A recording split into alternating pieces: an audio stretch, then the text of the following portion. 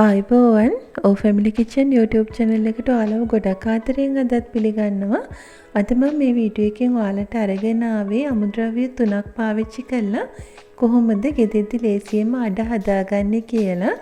ඉතින් මගේ මේ වීඩියෝ බලන අලුත් කෙනෙක් නම් ඔයා subscribe කරලා මාත් එක්ක දිගටම රැඳෙන්න කියලාත් ආරාධනා කරනවා. දැන් අපි බලමු මේ අඩ හදාගන්න මම මොනවද ගත්තේ කොහොමද හදාගත්තේ කියලා.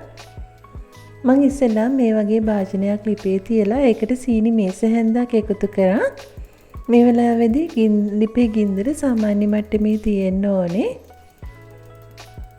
අපි දැන් එකතු කරගත්ත සීනි ටික මෙන්න මේ වගේ තද පාටක් වෙනකන් කැරමල් කරගන්න ඕනේ.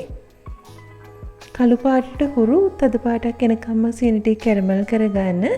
ඊට පස්සේ අපිට පුළුවන් ඒකට වතුර මේස හැන්දි 3ක් එකතු කරගන්න. දැන් අපි කැරමල් කරගත්ත සීනි ටික වතුර වගේ දිය වෙනකන් රත් කරගමු. මෙන්න මේ මට්ටමට තියෙන්න ඕනේ.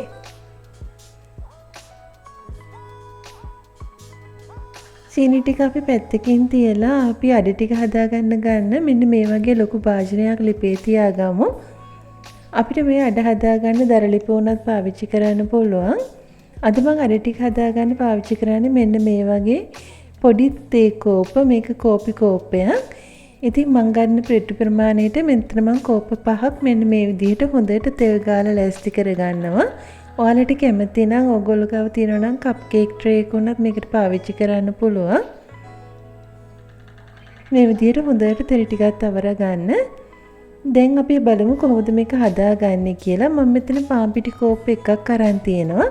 ඒකට මම සීනි කෝප එකක් භාගයක් එකතු කරගත්තා. දැන් මම එකතු කරගන්නේ පොල් කිරි. මෙතන මම පොල් කිරි ගොඩක් උකුවට අරගෙන තියෙන්නේ. කෝප එකක් එකතු කරගත්තා. ඒ වගේම ලුණු කුරු චුට්ටක් එකතු කරගන්නවා.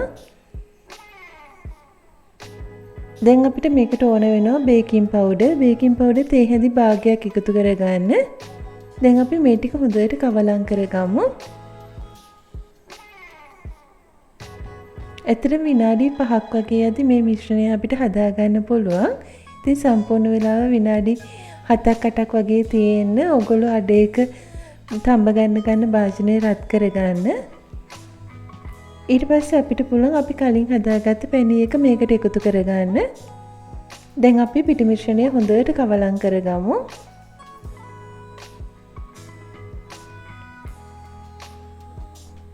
කැටගතිය නැති වෙනකන් අපි හොඳට පිටි ටික මෙන්න මේ විදිහට කවලම් කරගන්න ඕනේ.